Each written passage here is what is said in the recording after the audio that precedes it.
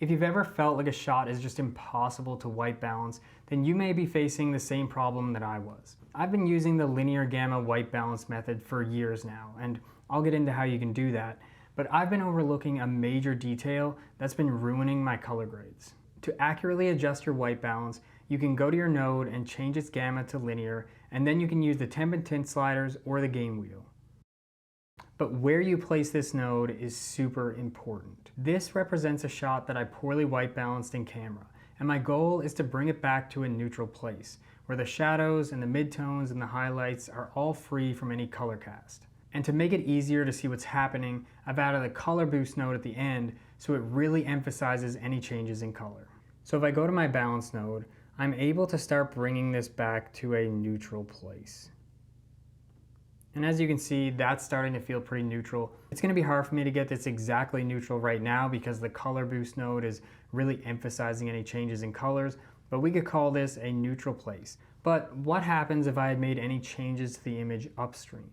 So let's go back and let's add contrast before our white balance node, which is what a lot of people do when color grading. They're adjusting their exposure and their contrast first, and then adjusting the white balance. So for simplicity's sake, I'm just going to add contrast on this node.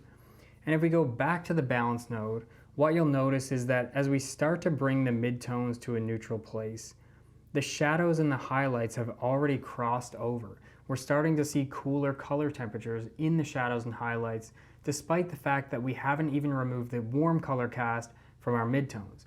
And we can see this in the gradient here as we're starting to have these breaking points where this is cooler and this is cooler, but there's still a warm color cast in the midtones. And if I pull back and forth on the white balance, you can see that as the midtones cross over, the shadows and the highlights are actually coming across first, which is causing some weird things to happen to the color, and it's likely the reason why you've struggled to white balance certain shots in the past. Now fortunately, all we have to do is bring our white balance node back to the beginning of our node tree before we make adjustments to our contrast and exposure. So as you can see, if I bring this contrast node and just bring it to after the white balance, and I turn this off here, you can see that I'm actually able to get to a neutral place with the shadows and highlights also being neutral as well.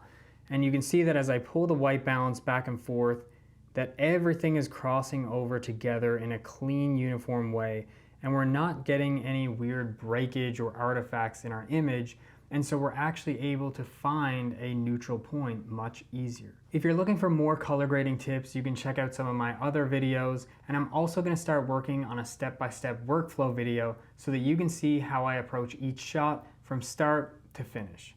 If that interests you, you can stick around, and I appreciate you watching the video. I'll see you in the next one.